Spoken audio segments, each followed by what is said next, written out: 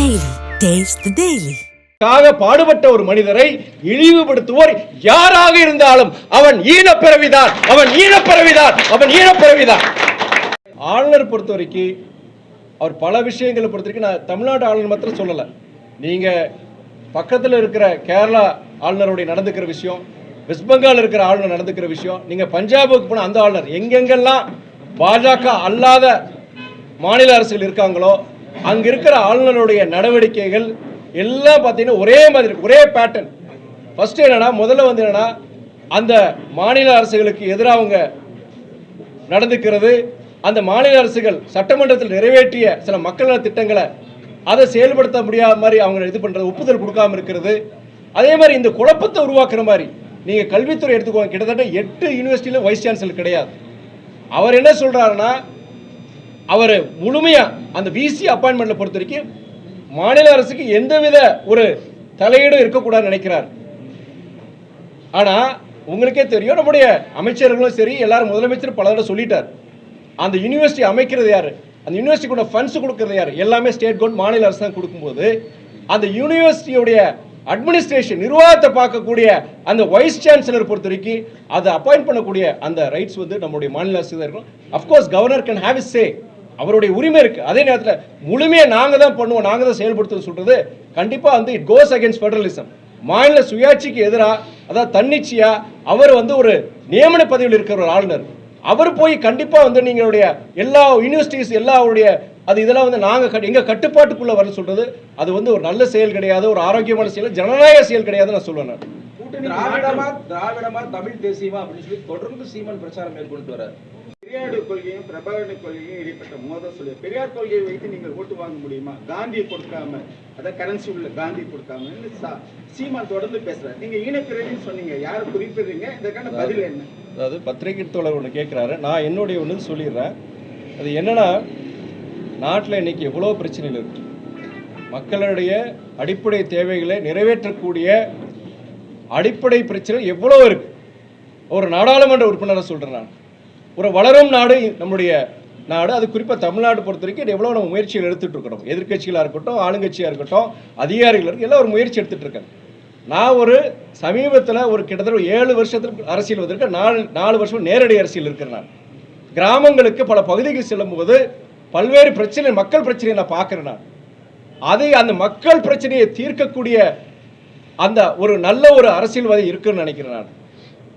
நான் எந்த கண்ணோட்டத்தில் அது சொன்னேன்னா, நான் முதல்ல ஒரு கருத்து, தமிழ்நாட்டில் ஒரு திராவிட இயக்கத்தில் முதல்ல ஒரு கருத்து சொன்னது பெரியாரும் வேண்டும் பெருமாளும் வேண்டும் சொன்னது நான் தான்.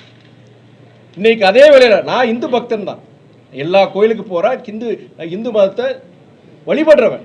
அதே நேரத்தில் இன்னைக்கு தந்தை பெரியார் இல்லாமல் சமூக நீதி கிடையாது, சமூக வளர்ச்சி கிடையாது. குறிப்பாக பெண்கள் வந்து நீங்க படிக்கலாம், நீங்க வேலைக்கு போகலாம் அப்படிங்கிற பெண்களுக்கு சம உரிமையை கொடுத்தது யாருன்னா தந்தை பெரியார் தான் கிடையாது. அவர் அதே நேரத்தில் இந்த இருமொழி கொள்கை, இன்னைக்கு நீங்க பசங்கள்லாம் இன்னைக்கு படிச்சு இன்னைக்கு ஆங்கில புலமை இருக்குன்னா அதுக்கு இருமொழி கொள்கை தான் காரணம். இன்னைக்கு நம்மளுடைய இளைஞர்கள் மாணவர்கள் இன்னைக்கு இந்த ஆங்கில புலமையினால இன்னைக்கு உலகமெங்கும், ஐரோப்பா, அமெரிக்கா, இன்னைக்கு எல்லா பல நாடுகள்ல இன்னைக்கு பல்வேறு துறைகள்ல அவங்க ஆதிக்கம் செலுத்துறாங்கன்னா அதுக்கு காரணம் ஆங்கில புலமை. அந்த ஆங்கில புலமைக்கு காரணம் இருமொழி கொள்கை நம்ம சொல்ல முடியும். இப்படிப்பட்ட பல்வேறு விஷயங்கள் நம்முடைய தமிழ்நாடுடைய வளர்ச்சிக்கு, நீங்க சமூக நீதிக்கு, இன்னைக்கு எல்லாத்துக்கும் முக்கியமான காரணம் அடித்தளம் பொறுத்த வரைக்கும் தந்தை பெரியார் தான். அப்படிப்பட்ட ஒரு பெரிய மனிதரை, நமக்காக பாடுபட்ட ஒரு மனிதரை இழிவுபடுத்துவோர் யாராக இருந்தாலும் அவன் ஈனப்பிறவிதான், அவன் ஈனப்பிறவிதான், அவன் ஈனப்பிறவிதான். ஒரே வேலை அப்படின்னு சீமான் சொல்றாரு. தமிழ் தேசியத்தை அளிக்கிறதா? திராவிட தளிப்பதுதான் என்னுடைய ஒரே கொள்கை அப்படிங்கிறாரு அவரு. அண்ணன் நீங்க சொன்னதுக்கு வந்துருவாரு, முதல்ல ஒன்று சொன்னீங்கல்ல, அண்ணன் அந்த வழிக்கு வந்துருவாரு, கூடிய சீக்கிரம் வந்துருவாரு அவர். நானு நீண்ட ஒரு இது காரசாரமா சொல்லிட்டேன், சகோதரன் கேட்டாரு,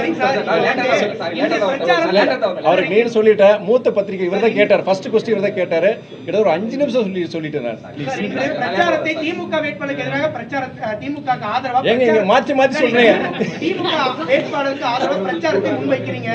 பெரியாருடைய கோட்பாடுகளை முன்வைச்சு பிரச்சாரத்தை மதிமுக எதிர்கொள்ளுமா அப்படின்னு அவர் கேக்குறாரு. பெரியார் படத்தை எடுத்துக்கிட்டு திமுகவும் காந்தி படத்தை எடுத்துட்டு திராவிட அமைப்புகளும் பெரியார் படத்தை எடுத்துட்டு போய் இவங்கனால ஓட்டு வாங்க முடியுமா அப்படின்னு சவால்.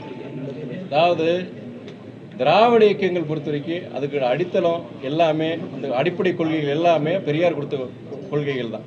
அவர் இல்லாமல் நாங்கள் அரசியல் பண்ண முடியாது. அவரை வச்சு அவர் சொல்லிக் கொடுத்தது எல்லாமே. அப்போ சில விஷயங்கள் பொறுத்து முரண்பாடு இருந்ததுனால தான் அன்றைக்கி அண்ணா வந்து பிரிஞ்சு வந்தார். பெரியார்கிட்ட பிரிஞ்சு வந்து தனியாக திராவிட முன்னேற்ற கழகத்தை ஆரம்பிக்கிறதுக்கு சில காரணங்கள் இருக்குது. இன்றைக்கு பொறுத்த வரைக்கும் பெரியாருடைய 100% இதில் வந்து எல்லாருக்கும் ஒரு ஒப்புதல் இருக்க மாதிரி கிடையாது. அது சில பேர் வேறுபடுறாங்க இன்னைக்கு. ஆனால் அதே நேரம் அந்த அடித்தளம் ஃபவுண்டேஷன் பொறுத்த வரைக்கும் தமிழ்நாட்டுக்கு சரி எங்களை திராவிட இயக்கங்களை வழிநடத்துறது பார்த்தீங்கன்னா தந்தை பெரியார் தான் சொல்லுவேன். கூட்டணியில் இருந்து பல கட்சிகள் வெளியேறும் அப்படின்னு எடப்பாடியார் தொடர்ந்து சொல்லிட்டு இருக்காரு. இதுக்கு 13 அமாவாசை தான் இருக்குதுன்னு சொல்றாரு. அதை பத்தி என்ன கருத்து நீங்க சொல்லுங்க. இல்லை யாரையும் வந்து எந்த உண்மையை நான் சொல்கிறேன்னு அவர் சகோதரர் ஒரு கருத்து சொன்னார். எனக்கு உடன்பாடு கிடையாது. அரசியல் பொறுத்த வரைக்கும் கொள்கை ரீதியான நம்ம எதிர்க்கணும் செய்யணும். தனிப்பட்ட தாக்குதல் இருக்கக்கூடாது, தனிப்பட்ட வன்மம் இருக்கக்கூடாது. அந்த ஒரு அரசியல் கலாச்சாரம் தமிழ்நாட்டில் வரணும்னு நான் நினைக்கிறேன். அட்லீஸ்ட் நான் அதுக்கு ஒரு முன்மாதிரி இருக்குன்னு நினைக்கிறேன். நான் அவர் அண்ணன் எடப்பாடியை பொறுத்த வரைக்கும் புரட்சி தலைவர் அவரால் ஆரம்பிக்கப்பட்ட ஒரு இயக்கத்தினுடைய இன்னைக்கு தலைவராக இருக்கிறார். அண்ணன் எடப்பாடி பொறுத்த வரைக்கும் திராவிட முன்னேற்ற கழகத்துக்கு அடுத்தபடியாக வாக்கு வங்கியை கொண்ட இயக்கம் பொறுத்த வரைக்கும் அதிமுக. தந்தை பெரியார் பேரறிஞர் அண்ணா புரட்சி தலைவர் எம்ஜிஆர் வழியில் வந்த அந்த இயக்கத்துடைய தலைவர் அண்ணன் எடப்பாடி. அவரை பொறுத்த வரைக்கும் என்னன்னா ஒரு எதிர்கட்சி தலைவராக அவர் வந்து இன்னைக்கு ஆளுங்கட்சி மேலே குற்றம் சுமத்த தான் செய்வார்.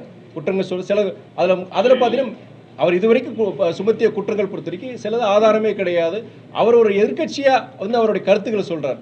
அதை வந்து அதில் ஆதாரம் இருந்தானா கண்டிப்பாக நான் அதுக்கு வந்து நான் சரின்னு சொல்ல போகிறேன்.